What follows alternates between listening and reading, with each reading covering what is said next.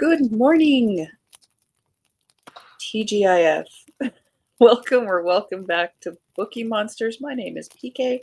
It is Friday, February 16th, and on Fridays we look at the new releases being set into the wild of leftovers, basically. We're not going to try that hard. Hope you're having a good morning. Most of them are going to probably look at cozy mysteries because there's always lots and lots of them, which is not a bad thing. We like that. Let's see, quick announcements. No sprints tonight. We don't do them on Friday nights, but we do them Saturday afternoon. So tomorrow afternoon, starting at 1 p.m. Mountain Time, 3 p.m. Eastern, and we go for 5 hours. So bring your own book, work on a project, nap, whatever it is you'd like to do. Come join us. And then next morning shows are Monday, Tuesday, Wednesday, Thursday, Friday next week. We look at the new releases. And so let's jump in. Let me set this up. Close that tab. Guys, doing anything this weekend? Any plans? Let's see. Super Bowl was last weekend. Valentine's Day was past. Next up, I guess, would be St. Patrick's Day. So we got about a month. We can just go home. Katie says, "Happy Friday, everyone." Kim, good morning, all. And Patty, good morning, readers. Good morning. Welcome. Let me shut down this banner. Okay, yep, this was where we were at. Did we look at a corpse in a cafe?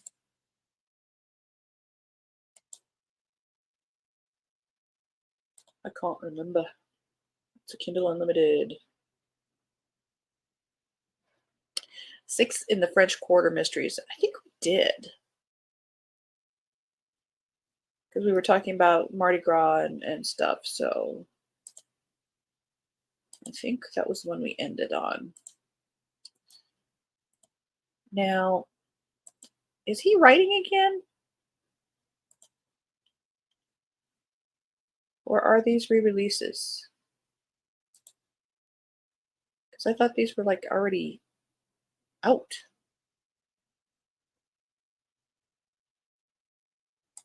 Am I imagining things? Let a girl know. Al Roker, Dick Lochte. The Midnight Show Murders, second in the Morning Show Murders. Everything is pointing to that this is a new one.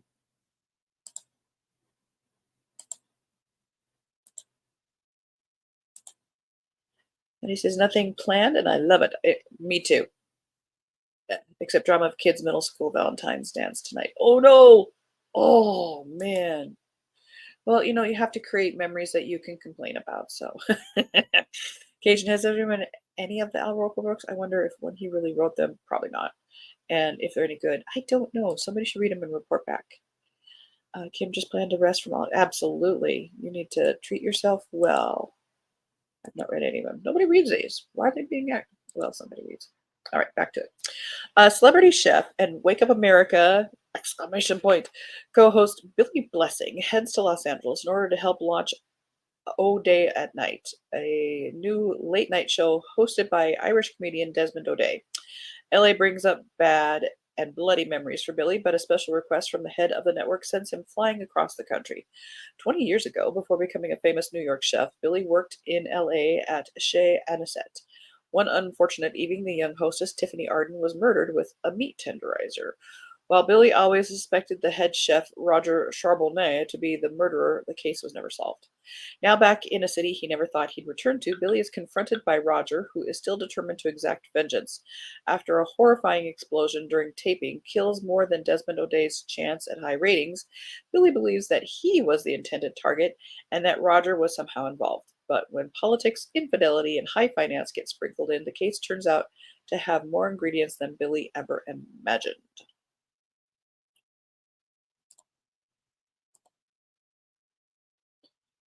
We looked at Ardmore House on Monday.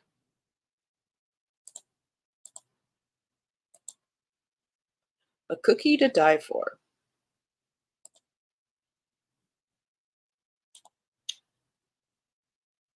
Okay, so it was a re-release. I should have checked on Goodreads. Good point. By Kira Seaman. First in the Heathermore Adventures mystery series. Kindle Unlimited. 84 pages. So it's basically a short story. They're calling it a novella. We'll just do a quick, it's Friday, we'll just do a quick first paragraph. Heather Moore has just picked a huge basket of her own peaches for neighbor Graham Barkley, but when she walks over to deliver to him, she walks into a crime scene. When Charlotte, Graham's stunning white Persian indoor cat, suddenly leaps into her arms from the bushes, she knows something is very wrong. Dead wrong. Just as she's puzzling all this out, Graham's granddaughter Madeline pulls up lame in his driveway with a car that has overheated and won't drive any further, etc., etc.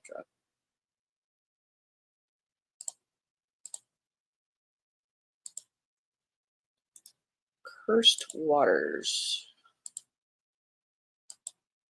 by Jenna St. James and Stephanie D'Amour, third in the Enchanted Waters mystery. 141 pages. This is a crossover from A Witch in the Woods mystery series. When a prominent realtor is murdered with a spelled edible pearl from one of Kira's Madelines, Detective Isla Sirtus is determined to prove her friend's innocence. With the help of demigod Jace Safori and his snarky sidekick Glow, the three set out to discover who would want the realtor dead. It doesn't take long before a handful of supernatural suspects emerge.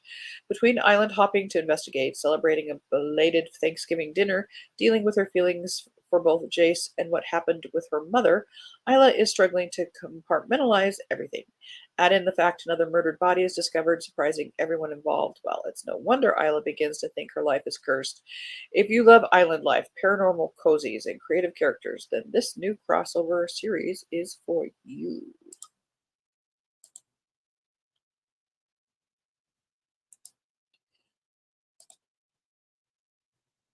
Does this win the title?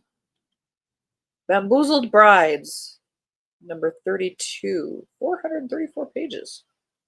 Good for you, by Mildred Abbott. Gilded aspens, elegant wedding gowns, scrumptious cakes, and uninvited guests?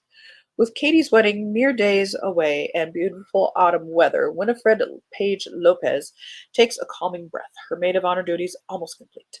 Even Watson, Fred's corgi sidekick, puts aside his grumpiness as long as plenty of delicious morsels fall his way. He is good to go. What can be more perfect than a September wedding in the charming Colorado mountain town of Estes Park? Keeping those golden aspen leaves radiant for Katie is nature's responsibility. Ensuring Katie has a wedding is Fred's mission after an intruder's visit and murder too close to home. With the clock ticking and Katie's happily ever after hanging in the balance, Fred and Watson will chase down every lead and bang on every door to solve this mystery. But will Fred burn some dearly built bridges in getting Katie to the altar and off on her honeymoon? That was the book I just read. Sorry. I think coffee's required.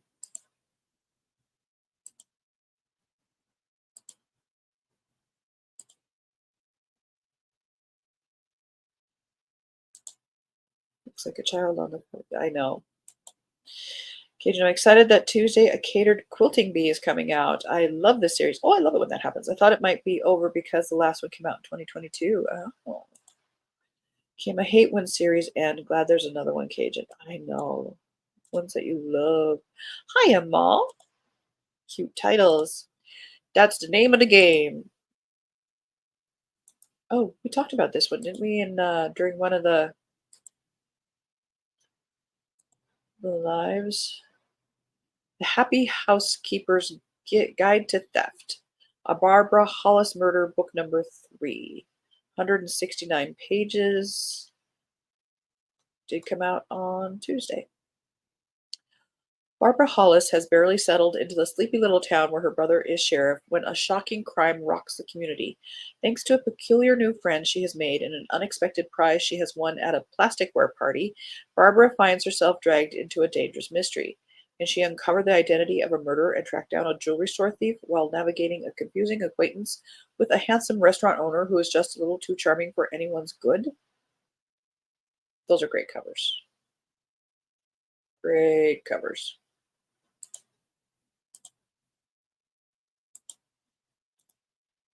Dying to build.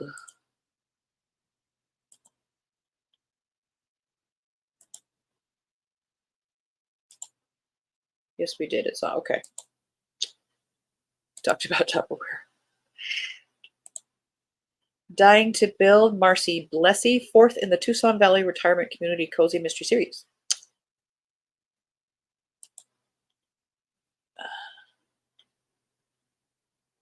Dying to Build. Nailed it. Tucson Valley is weeks away from unveiling the new Roland Price Technology Center, which will make them the envy of all retirement communities in the country. But just as things are coming together, a key crew member is found dead at the construction site, throwing an unwanted spotlight on the trials and tribulations that seem to follow Rosie LaRue as she discovers another dead body yet again. Up against the clock and the pocketbook, will the murder be solved in time for the scheduled opening ceremony?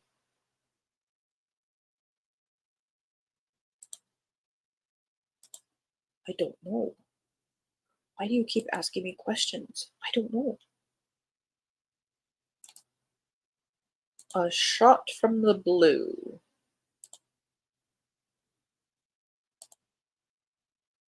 A Victorian Marshcombe House Victoria Mysteries, book number 165 pages. Both the eccentric and wildfowl collector Victor Goldhammer is found fatally wounded by a gunshot in the study of his palatial Cotswolds home. With the house full of guests, any one of them with a thoroughly good reason to want Victor dead, there is no shortage of suspects. The only problem is none of them were present when he was shot, and the killing appears to have happened in a room that was locked tight from the inside. Among the guests are Odalie, the stern, formidable widow of England's finest detective, Sir Jeremiah Marshcombe, together with her new and rather reluctant ladies' companion, Cora Lockwood. While they may not always see eye to eye, both women have one thing in common: a fierce determination to prove they can stand on their own 2 feet, and this might just be just the chance they have been looking for. A cunning killer seems to have pulled off the perfect murder, but they may just have met their match in Lady Marshcombe and Cora, if they can both just get through the investigation without coming to blows.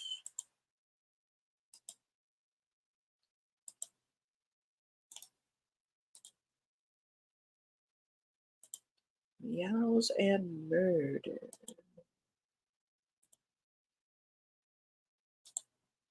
The older I get, the more I like retirement villages. Me too, Kim. I'd love to be able to afford. I know, man. I want to move to the villages in Florida. How many people are there? I mean, it's got to be like a town at this point. So it's not really a retirement village anymore. It's like a retirement city. Mouse and Murder by L. Ren Burke, second in the Chatty Cat Cozy Mysteries. Brighton's friend framed for murder, not on his watch. A fundraiser for the town's lush community garden takes a sinister turn when Brighton finds his friend and the garden's caretaker, Miss Wanda, holding a bloody shovel over a body. The victim, the neighborhood grouch, who threatened to shut down the garden just the day before. With such damning evidence, it's whisker-twistingly clear. Wanda is the prime suspect. Brighton must scratch beneath the surface to zero in on the truth before Miss Wanda lands in a catastrophe. It doesn't take long for Brighton to realize that the victim was ensnared in vines of deception so deep and tangled, the more people wanted him dead than a cat has lives. And when threats from the killer start trickling in, he has to act as fast as he can before another body sprouts up.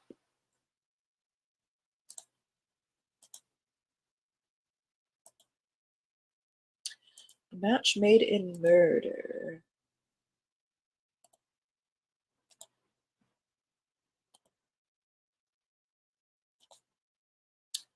Several of them now. Okay, my daddy and stepmother live right outside in Summerville, Florida.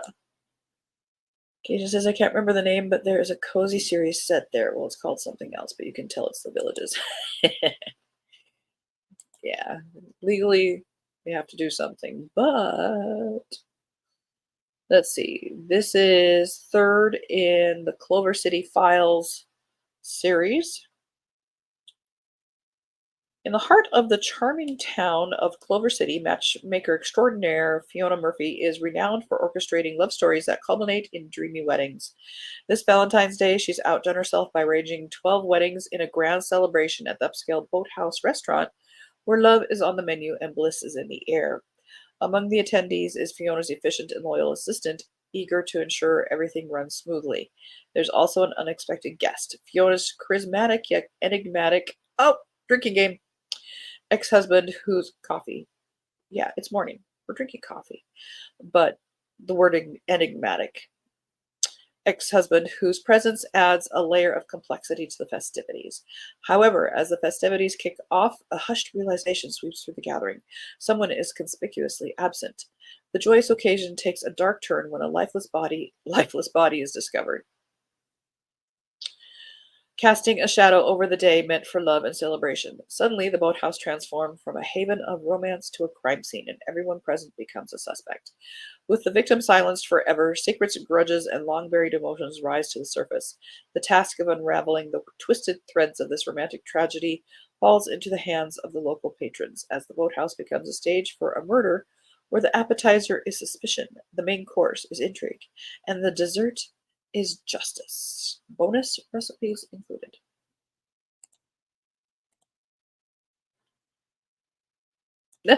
Oh, God. Okay, this one wins the title. This one's the title award. Slash Potatoes and Gravy. Honey Pie Mysteries, book number 1.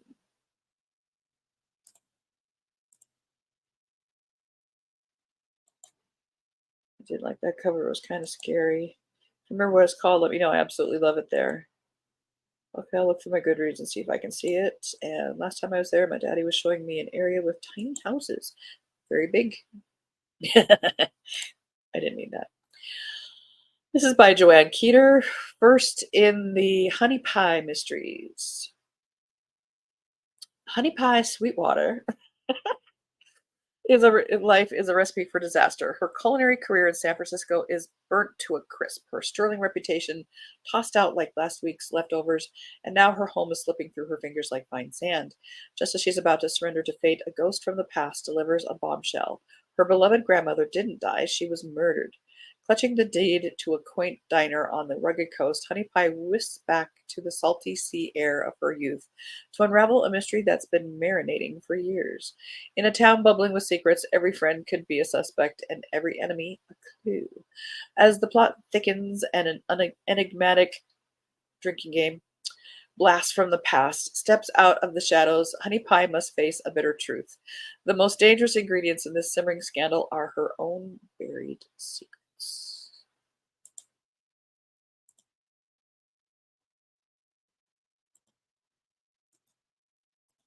Escrows and arrows.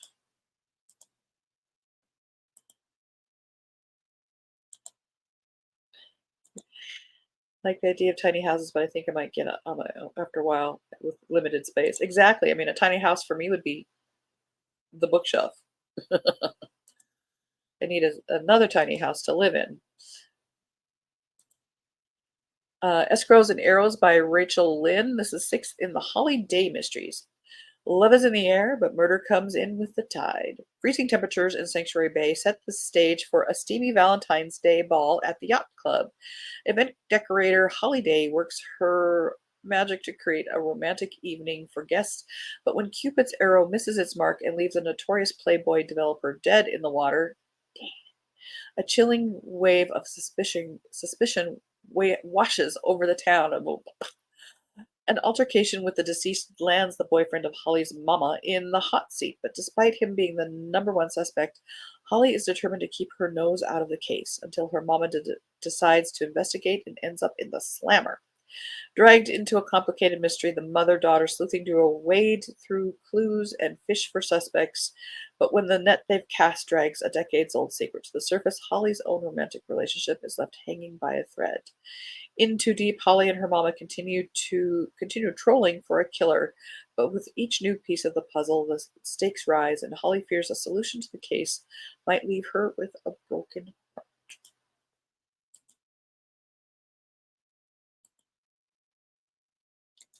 A New Beginning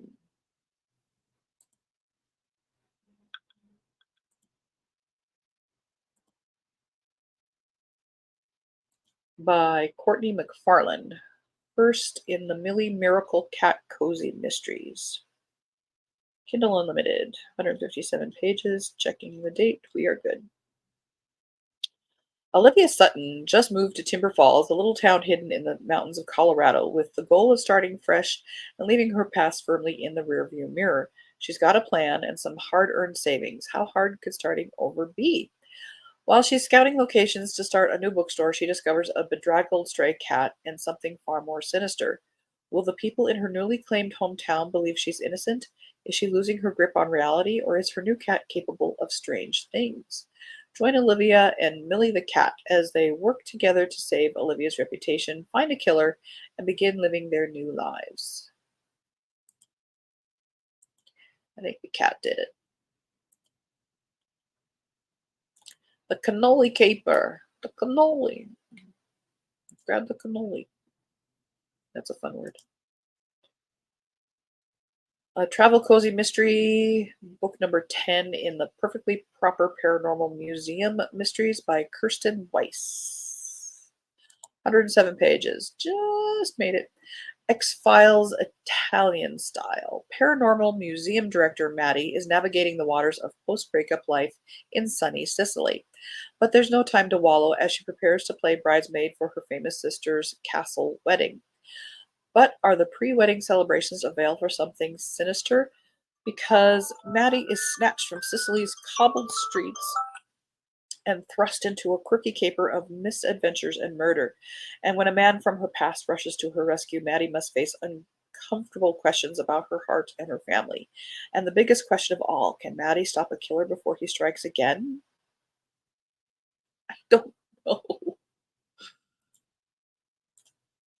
Well, we are out of time. Was it just me or that go by really, really fast?